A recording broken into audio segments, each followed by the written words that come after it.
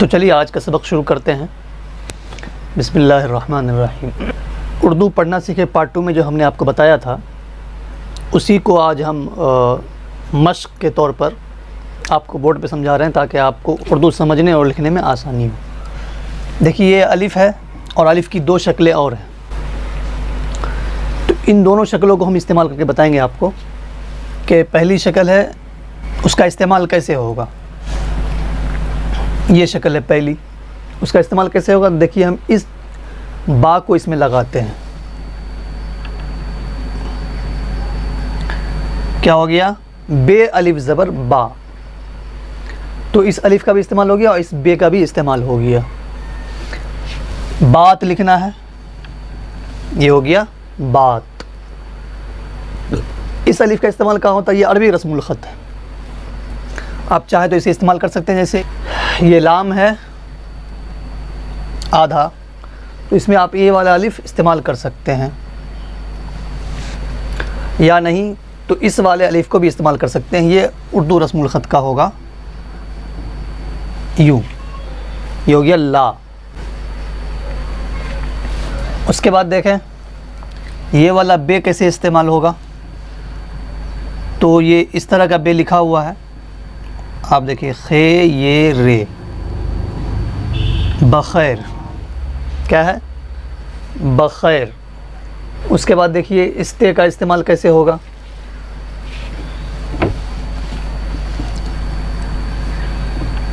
یہ تے ہے یہ والا، اس میں ہے لگا دیے، تحریر، تحریر، یہ والا تے ہے، یہاں پہ اس کا استعمال ہوگا۔ اس طرح آپ جو بھی لکھ سکتے ہیں، تختی، اسی طرح لکھا جائے گا۔ آگے دیکھیے یہ جیم، آدھا جیم کو استعمال کرنا ہے اس کو، تو آپ اس کو استعمال کر سکتے ہیں جیم الف زبر جا، نون ساکن، جان، تو اس کا استعمال اسی طرح ہوگا۔ اس کے بعد دیکھیے دال ہے، تو اس دال کا استعمال کیسے ہوگا؟ اس طرح کا دال لکھا ہوا ہے، اب اس کا استعمال کیسے ہوگا؟ دیکھیے اسی میں ہم لگا دیں گے میم، کیا ہو جائے گا؟ یہ مدد، کیا ہو جائے گا؟ مدد۔ اصل میں یہ نکلا ہوا رہتا ہے جوڑنے کے لیے، مدد، تو اس دال کا استعمال اس طرح ہوگا۔ آگے دیکھیں عین، یہ عین کس طرح لکھا ہوا ہے؟ اس طرح لکھا ہوا ہے عین۔ اب اس میں ہم لگا دیں گے میم، ادھر لگا دیں گے جیم، کیا ہو جائے گا؟ جامع، کیا ہوگا؟ جامع۔ اس طرح دیکھیں یہ والا عین، یہ والا عین، اس کا استعمال کیسے ہوگا؟ تو یہاں لگا دیں گے میم، یہ عین تو ہے ہی، رے میں یہ والا عین۔ اس فا کو لکھنا ہے تو آدھا فا لکھیں گے، آدھا فے، کاف، اور اسی میں رے لگا دینا ہے، فکر، کیا ہوگا؟ فکر۔ اور یہ والا فے کہاں استعمال ہوگا؟ یہ والا فے کہاں پہ استعمال ہوگا؟ جیسے ہم لوگ کو لکھنا ہے سفر، تو 1 2 تیسرے ملا دیں گے رے ادھر، سفر، کیا ہو جائے گا؟ سفر۔ دیکھ لیجئے آپ، سفر، تو یہ والا فے استعمال ہوا، یہ والا فے، یہ عربی رسم الخط کا ہے، آپ کو اس طرح لکھنا ہے سفر۔ ملتا جلتا ہے اس سے، اس لیے ہم نے آپ کو بتایا، باقی عربی رسم الخط، اردو رسم الخط الگ الگ ہوتا ہے، تو آپ اس طرح لکھیں گے سفر۔ اس کے بعد دیکھیے کاف، یہ کاف ہے آدھا، اسی میں لگا دینا ہے رے، کر، کیا ہو جائے گا؟ کر۔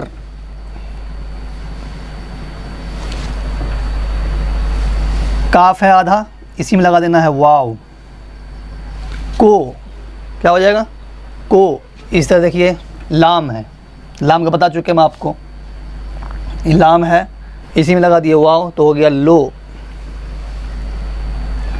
یہ لام ہے، اسی میں لگا دیے میم، بے الف زبر با، کیا ہو گیا؟ لمبا، تو اس لام کا استعمال ہوگا اسی جگہ پہ۔ اس کے بعد دیکھیے میم ہے، تو یہ میم ایسا ہے، تو اس میں ہم کو جیسے لکھنا ہے علم، تو عین لکھ دیے، لام بنا دیے، ابھی اس طرح کا جو بنا ہوا ہے ایسے اس کو لگا دیے تو ہو گیا کیا؟ علم. کیا ہو گیا؟ علم. اس کے بعد دیکھیں نون، یہ والا پہلے نون استعمال کرنا ہے تو دیکھیں کیسے ہوگا.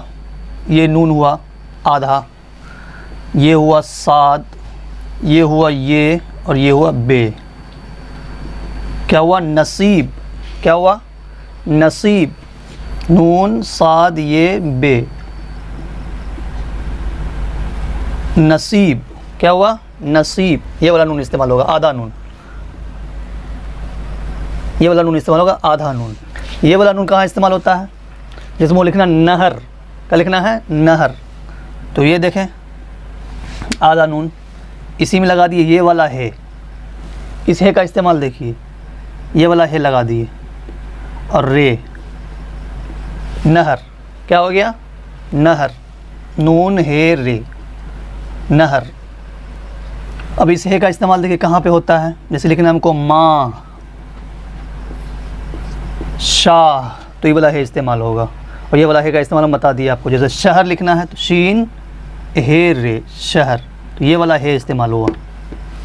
لکھنا حمزہ، تو جیسے لکھنا ہم کو جائے گا، جیم حمزہ یہ گا،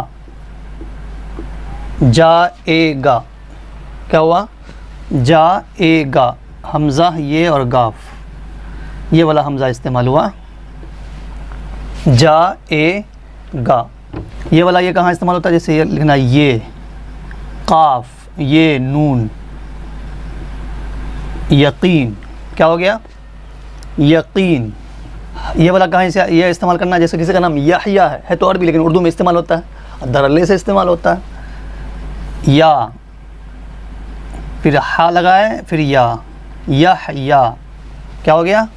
یحییٰ. تو اس طرح اس کا استعمال ہوگا. امید کرتا ہوں کہ آپ حضرات اس کو سمجھ گئے ہوں گے. اگر آپ ان حروف کے شکلوں کو سمجھ جائیں گے، استعمال کرنا سمجھ جائیں گے، تو اردو تھوڑا لکھنے میں آپ کو آسانی ہوگی اور مدد ملے گا. ٹھیک ہے، پھر ملتے ہیں اگلے سبق میں. السلام علیکم ورحمۃ اللہ وبرکاتہ.